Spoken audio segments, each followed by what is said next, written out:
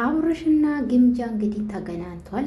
በጣም ነው የተቀወጠ ትላንትና፣ የሚገርማችሁ ማለት ነው። እንግዲህ ልደታ ነው ይመስለኛል ይቺ ልጅ።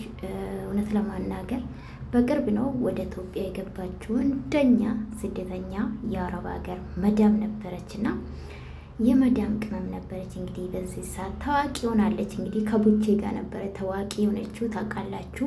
ሲያበረታታት ነበረ። አሁን ግን አብሮ አይደሉም። እንግዲህ ማይክል ጃክሰናችን ይሁት እንግዲህ ያጨበጨበ ነው ጋይስ። እንዴት አያችሁ? ሶፊ ያለች የሶፊ ባለቤት አለ ማነው? ፉፉ መቼም እንግዲህ ባልና ሚስት ነው ስላሉ ነው ጋይስ። እኔ አላውቀውም። ሰላም ቤተሰብ እንዴት ናችሁ? ደህና ናችሁልኝ? እኔ ያለው እግዚአብሔር ይመስገን። ይህ ቪዲዮ ከወደዳችሁ ላይክ፣ ሰብስክራይብ ማድረጋችሁ እንዳትረሱ። የሚታበረታቱኝ ከልብ አመሰግናለሁ ማለት ነው። እንግዲህ አብርሽ አልተቻለም። እግዚአብሔር እኮ ከፍ ሲያደርጋችሁ ማለት ነው የትም ቦታ ያቆማችኋል ባይዘው ማለት ነውና ሁሌ እንደተጠራ ነው። ምንም ማድረግ አይቻልም። አብርሻችን የሚዲያ መሪ ማለት ነው። የሁሉም የቡታጅራ መሪ ነው ባይዘው። አመንሽም አላመንሽም የኢትዮጵያ ዩቱበሮች መሪ ነው። ይሄ 4 ነጥብ ነግራችኋለሁ ማለት ነውና እንግዲህ እኔ ቆንጆ በዚህ አጋጣሚ የኔ ቅመም እንኳን ተወለድሽ ሃፒ በርዝዴ ለማለት እፈልጋለሁ። ተከታይዋ አይደለም ግን አንዳንዴ ቪዲዮ ይመጣልኛል እና በጣም ጠንካራ ናት። ባይዘው ጠንካራ ናት። ያው ታዋቂ ናት። በዚህ ሰዓት ብዙ ሰው ይፈልጋታል።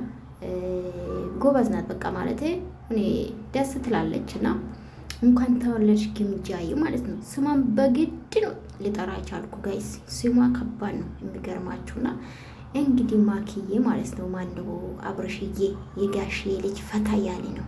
በነገራችን አልታየም እንጂ ማነው ብሩኬም አለ። ከዛ ውጭ ግን ማንም አልተጠራም። አብርሽና ፉፉ ሶፊና ሶፊዬ ነው ቆንጆ ማለት ነውና እንግዲህ አልተቻለም። ፉፉ ራሱ ሲቀውጥ ነበረ ጋይስ። የቀወጠ ነው። ይሁት ከግምጃ ጋር ማለት ነው። አንደኛ ያው ታውቃላችሁ ዳንሰኛ ነው። ከፍቅርዬ ጋር ሲሰሩ ነበረ ታውቃላችሁ። እና የዳንስ አስተማሪም ነው እና በፊት ማለት ነው። አሁን አላውቅም። ኤኒዌይስ እንግዲህ እንዴት አያችሁ አብርሽዬ ማለት ነው። ስልክ የጎረጎረን ደግሞ ይሁት ይጠጣል። ጠጣ ወንድሜ ጠጣ። እዚህ በነገራችን ላይ ግምጃዬ እንግዲህ በጣም ከፍቶኛ ስትል ነበረ። በነገራችን ላይ አሁን የያዘችውን ልጅ አለ። እሱ ደግሞ የለም የት ሄዶ ነው?